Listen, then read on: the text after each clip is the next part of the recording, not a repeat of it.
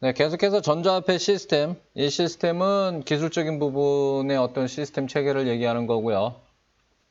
제가 제안을 하는 거예요. 이런 식의 시스템으로 설계를 하자라고. 예를 들어서 어떤 가게에 들어가 물건들을 고르고 계산대로 가면 점원은 각각의 물건을 바코드로 읽고 합계 금액이 화면에 뜨죠. 여기까지는 뭐 동일해요. 이 시점에 구매자는 카드, 지문, 홍채, 안면 인식 등의 장치를 통해서 코엠상의 계좌 정보를 시스템에 제공하게 되고, 그러니까 기계에다가 내가 누군지를 일단 알려줘야 되는 거예요. 그러면 데이터베이스 상에 그 테이블의 컬럼 네임이라고 하는 것들인데, 예를 들자면 이 원장 양식의 그 항목들을 말하는 거예요. 그래서 거래번호, 원장 생성 시각, 수금계좌, 출금계좌, 금액, 내역 참조번호, 출금계좌, 승인번호, 처리단계, 처리시각, 연관거래번호 등등의 그 내역을 갖고 있는 원장을 하나 생성을 하는 거예요. 코엠에다가. 그것과 거의 동시에 구매자의 스마트폰이나 특정의 단말기로 청구서가 도착을 하게 됩니다. 그러니까 내가 누군지를 알려줬죠? 그럼 이제 가게 측 입장에서 이 사람에게, 이 구매자에게 청구서를 보내는 거예요. 이건 동시에 이루어지기 때문에 기존의 체계와 사실 일반인의 관점에서는 뭐 달라지는 건 없어요. 그냥 똑같은데 그 순서가 바뀐다는 거예요. 구매자가 비밀번호, 사인, 음성, 지문, 홍채, 안면인식 등의 절차를 통해서 해당 청구서를 승인하면 각각의 계좌에서 해당 금액이 더해지고 빠지게 되는 체계로다가 가자는 거예요. 그러니까 종래의 체계에서는 그 카드를 이렇게 긁잖아요. 이것은 이 카드를 긁는 행위가 하는 의미는 이 구매 금액을 가게 주인에게 줘라라고 하는 거예요. 근데 이 코엠 체계에서는 이 카드를 긁는 행위를 똑같이 한다고 하더라도 이것이 의미하는 바는 가게 주인이 누구에게 청구할지를 알려줘라라는 얘기예요. 그래서 뭐 기존 체계는 가게 주인에게 물건을 줘라라고 하게 되면은 이제 가게 주인 입장에서는 물건값 결제를 확인을 한 다음에 물건 인도를 하게 되는 거죠. 근데 코임 체계에서는 이제 가게 주인이 누구에게 청구할지 알려줘라라고 손님이 이렇게 행위를 하면은 가게 주인 입장에서 그 손님에게 물건값을 청구하는 거고, 그러면 실생활에서 달라지는 부분은 요거예요. 청구 내용 승인이라는 과정이 들어가게 되는 거예요. 카드를 긁고 그 다음에 이제 핸드폰으로 청구 내용이 이게 맞습니까? 라고 뭐 문자든 전화든 오게 되면은 그거에 대해서 예 그렇습니다라고 승인을 해줘야 되는 거예요. 그게 결제가 이제 진행이 되는 거예요. 그러면은 가게 주인 입장에서는 이제 승인을 확인을 한 다음에 물건을 인도하게 되는 거예요. 그래서 한 과정이 더 들어가는 거예요, 지금. 뭐 경우에 따라서는 결제 금액이 너무나 사소하기 때문에 요 과정을 하나로 합칠 수도 있어요. 뭐 카드를 긁거나 홍채를 갖다 대서 인식시키는 과정으로 사실은 승인까지 겸한 것으로 칠 수도 있어요. 체계상 그렇게 뭐 하자면 할 수 있어요. 그러니까 이거를 구체적인 상황을 예를 들자면은, 예를 들어서 편의점에 들어가서 필요한 담배를 꺼내 들었어요. 그 다음에 결제 단말기의 바코드에 읽히니 담배 가격은 5,000원이 화면에 표시가 되고 내 스마트폰으로 전화가 와서 GG마트에 5,000원을 지불하시겠습니까? 라고 물어봅니다. 그러면 제가 간단히 예라고 대답을 해요. 전화상으로. 그럼 결제 단말기에 파란 등이 들어오는 것으로 종료가 됩니다. 이 무인 편의점이죠. 무인 편의점 지금. 이것은 편의점에 들어가는 시점에 나를 인식을 시키고 들어가는 거죠. 뭐 그 편의점 회원이든 아니면 홍채로 나를 인식을 했든 뭘로 인식을 했든 편의점에 들어가는 시점에 나의 존재를 인식을 합니다. 시스템이. 그렇게 진행이 된 거고요. 또 예를 들어서 어떤 아이가 자신의 스마트폰에 깔린 모모은행 청구 앱을 켜고 아빠 용돈 3만 원만 주세요라고 하니까 그 아빠 스마트폰에 코엠 지불 승인 앱을 통해 알림이 뜹니다. 거기다가 지문을 대면 내 계좌에서 3만 원이 빠져나가고 아이의 계좌에 3만 원이 더해져요. 그리고 각자의 단말기에 돈이 오고 갔음이 표시됩니다.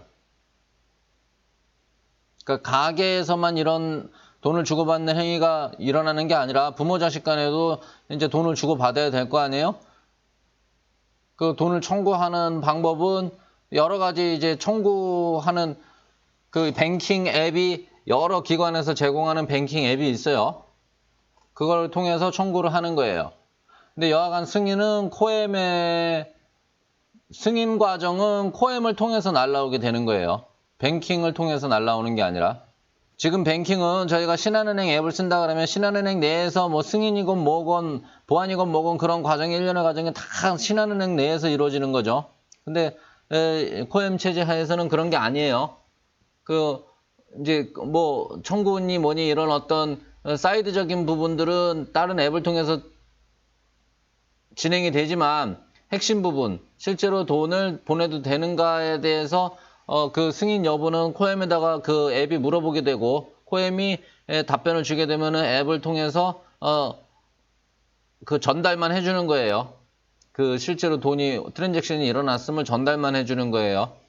그러니까 쉽게 얘기하자면은 코엠은 데이터베이스를 가지고 있는 것이고 나머지 어플리케이션들은 각자 알아서들 개발들을 해서 사용을 하는 거예요. 이 앱들은 뭐 유료가 될 수도 있고 뭐 이런저런 목적에 의해서 무료로 제공이 될 수도 있겠죠. 그 다음 또 예를 들어서 거래처에서 지난달 거래 내역과 뭐 270만 얼마짜리 가청구서가 영업일부 팀장에게 이메일로 날아옵니다. 예, 이거 지금의 과정이랑 비슷하죠. 세금 계산서가 청구 내역으로다가 이렇게 날아오기도 하고 거래 명세서가 날아오기도 하고 청구서가 날아오기도 해요. 이런 식으로 지금도 이메일이나 그 우편물을 통해서 서로 주고받고 하고 있어요. 지금도. 마찬가지로 이렇게 날라온단 말이에요.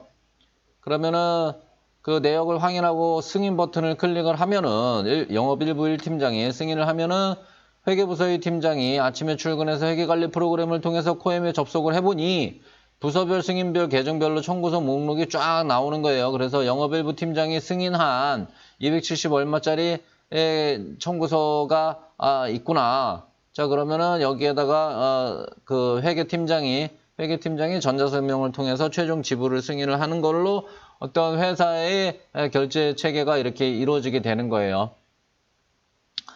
얘기를 간략하게 하자니까 조금 복잡할 수도 있는데요. 뭐 대충 이제 이쪽으로 종사를 해보신 분은 아실 수 있어요. 얼마나 이게 명료해지고 부정에 개입될 여지가 줄어들고 편안해진 것인지 아시는 분은 바로 아실 거예요. 이상으로 몇 가지 거래 상황을 상상해 봤는데요. 사실 일상생활 측면에서 보면 지금과 특별히 달라지는 것도 없어요. 사실 굳이 달라지는 점을 찾아보자면 나도 모르게 돈이 나가는 일은 일어나지 않는다는 점이 있다는 거. 그러니까 승인이 일어나지 않으면 이체가 안 되는 거예요. 우리는 이미 일상적으로 카드, 지문, 홍채, 인터넷 뱅킹 등을 통해서 복잡한 결제를 하고 있어요. 뭔가를 사기 위해서는 전화기를 꼭 휴대해야 하는가를 물어본다면 그렇습니다. 반드시 전화기는 아니더라도 현재로서는 그 상시 네트워크에 접속이 가능한 매체로는 전화기밖에 없어요. 현재 상상할 수 있는 것으로는. 뭐 이후의 세대에는 더 네트워킹이 뭐 새로운 개념의 네트워킹이 있을지도 모르겠어요. 어떤 전화기가 아니라 뭐 뇌파를 통해서 뭐 네트워킹이 이루어질 수도 있을지도 모르죠. 그건 제가 알 수 없어요. 여하간 지금으로선 전화기밖에 해법이 없다. 현금과 비교해도 전화기는 훨씬 편리하고 안전합니다. 사람들이 지갑은 놔두고 다니는 일이 있어도 지금은 핸드폰을 안 놔두고 다니는 일은 아예 없죠. 핸드폰 없이는 뭐 10걸음도 못 걸어요, 지금은. 그래서 이 휴대성 면이나 우리가 어떤 깜빡하지 않는 그런 면이나 현금보다도 훨씬 확실한 솔루션이에요. 전화기가.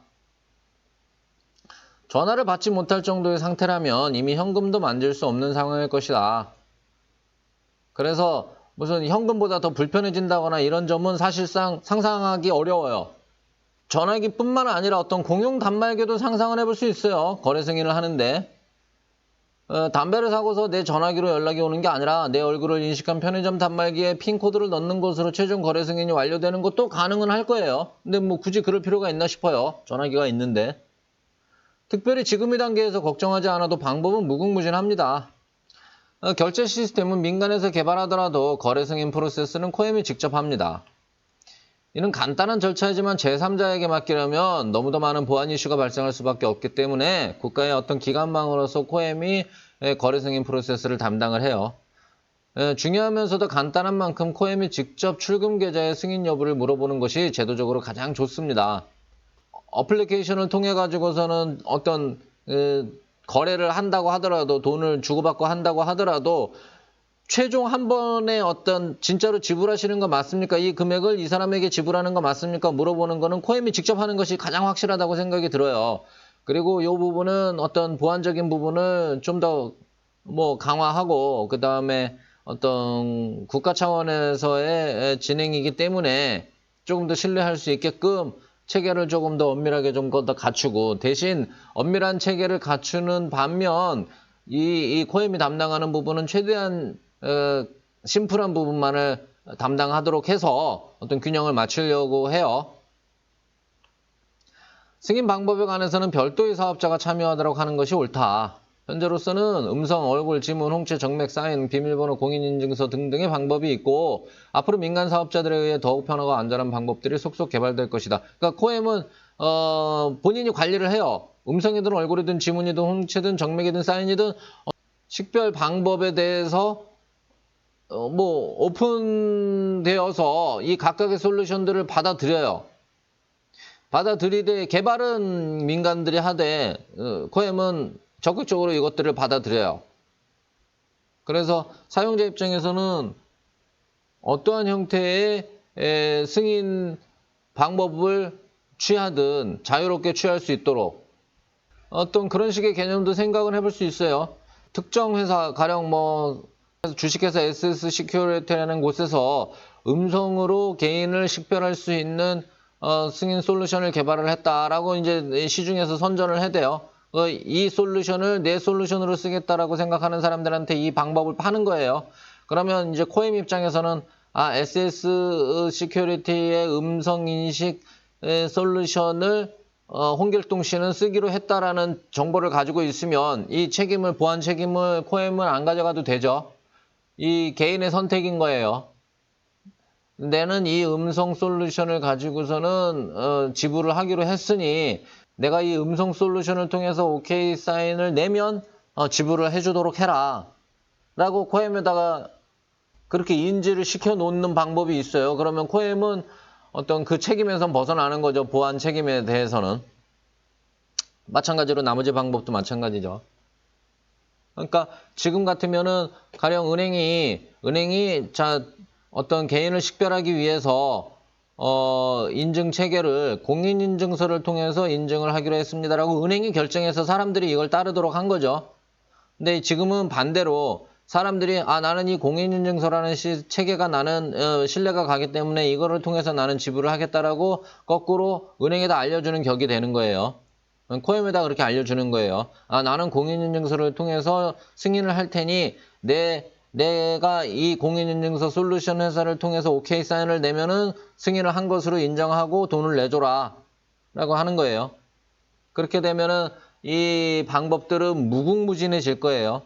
뭐 방법은 여러 가지예요. 그렇지 않고 코엠이 이 각각의 방법들에 대해서 지금처럼 어떤 국가 승인 체계를 가지고서는 공인인증서 체계는 충분히 신뢰할 수 있으니 써도 좋다라고 하고서는 코엠이 이 서비스를 제공을 한다. 뭐 이런 형태를 취할 수도 있어요. 근데 저는 이제 전자 쪽이 더 마음에 들어요. 모든 이런 기술적인 부분도 최대한 열려 있는 것이 서비스끼리 경쟁을 통해서 점점 더 목적에 부합한, 점점 더 편리한 서비스를 이용할 수 있게 되는 방법이라고 저는 믿기 때문에 이 기술들은 오픈되어서 각각 개인이 선택해서 쓸 수 있는 것으로 하는 체계가 맞다고 봐요, 저는.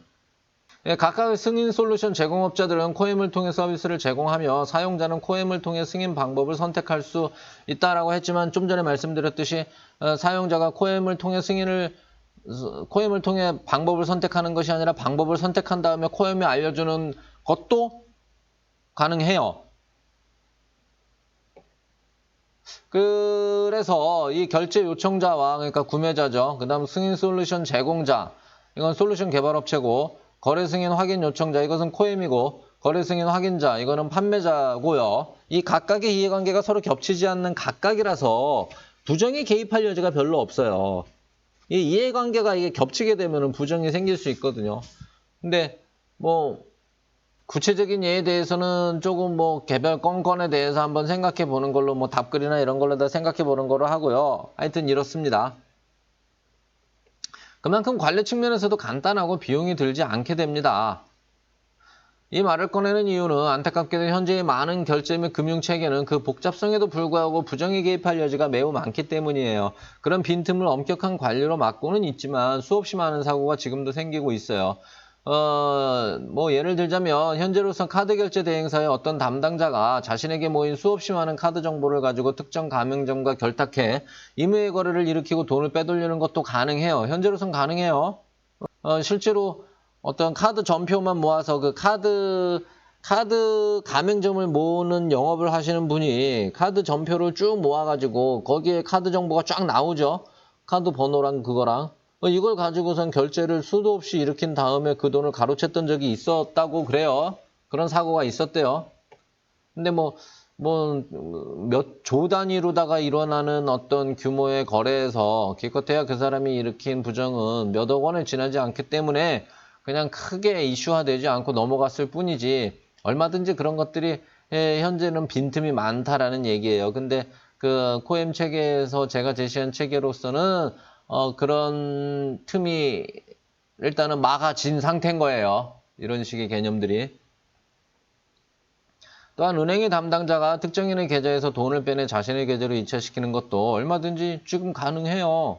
속여 먹을 수 있어요, 은행 담당자는. 다만 이제 어떤 기술적으로 막고 있는 게 아니라 제도적으로 막고 있는 부분들이 있죠. 그래 돈을 부정을 저질러서 은행원이 돈을 자기 앞으로다 얼마 했다 그러면 연대보증을 쓴 사람이 책임을 문다거나 아니면 이제 감옥에 보낸다거나 이런 식의 어떤 기술과는 상관없는 어떤 제도적인 보완으로다가 막고 있죠. 개인의 일탈을, 그 직원들의 일탈을. 하지만 여하간 기술적으로는 지금은 가능한 상태예요. 근데 코엠 체계는 일단 이런 부분도 감안을 해서 일어날 수 없게끔 되어 있어요. 왜? 여하간 돈을 내주는 사람이 승인이 최종 자기 핸드폰으로다가 최종 승인이 이루어져야지 이체가 이루어지기 때문에 이런 일은 발생할 수 없어요. 이런 일들은 실제로 발생했던 일들을 제가 말씀을 드린 거고요. 딱히 시스템적으로 그걸 막을 방법은 없고 관리와 처벌을 엄격히 하여 최대한 막고 있는 실정이지만 앞으로도 계속 불안함은 남아 있습니다. 코엠상의 거래 원장을 발생시키는 것, 그러니까 지불 요청을 하는 데는 특별히 엄격한 보완이 필요가 없어요. 수없이 많은 똑똑한 은행과 IT 업체들이 거래 상황별로 편리한 방법들을 제시할 것이라고 보입니다. 지금 있는 카드 단말기로도 얼마든지 지불 요청을 할 수 있어요.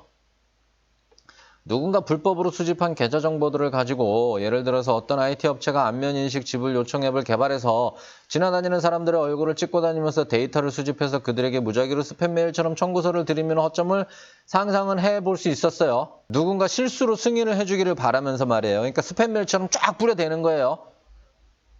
실수로 승인하는 사람들 돈을 먹으려고. 근데 이건 어떻게 막을 수 있느냐. 제도적 기술적으로 막을 수 있는데요. 어디선가 엉뚱한 청구서가 날아오면 사람들은 당연히 지불을 거절할 것이고 그럴 거 아니에요. 밑도 끝도 없이 나랑 상관도 없는 곳에서 갑자기 아무리 소액이라고 해도 3,000원을 청구 들어왔는데 지불하시겠습니까? 라고 물어보면 거절할 거 아니에요. 여러 건의 거절된 지불이 동시에 발생하면 그 수취 계좌는 일단 범죄의 의혹을 가지고 자동으로 거래를 중지시키는 자초지종을 조사하면 될 일이에요. 훨씬 더 심플하게 차단이 딱 돼버리죠. 그러니까 스팸 메일이나 피싱 사기 같은 것이 존재할 수가 없는 거예요. 피싱 사기가 한두 명을 노리고 하는 게 아니라 불특정 다수를 노리고선 하는 거잖아요. 게다가 이 전자화폐 체계 하에서는 100% 기록이 다 남아요. 이렇게 기록이 남는데 범죄를 저지르는 바보는 세상에 없을 거라고 보입니다. 그러니까 궁극적으로 이 전자화폐가 된다라는 것은 사회가 투명해진다라는 거예요. 뇌물이고 뭐건 간에 여하간 그 받은 내역이 금전을 받은 내역에 고스란히 그 이력이 남게 되는 거예요. 히스토리가 모든 물건의 히스토리가 이동 히스토리가 다 남게 되는 거예요. 사생활 침해 아니냐고요? 그거는 제도적으로 이제 막을 수 있고요. 이후에 이제 말씀을 드리겠습니다.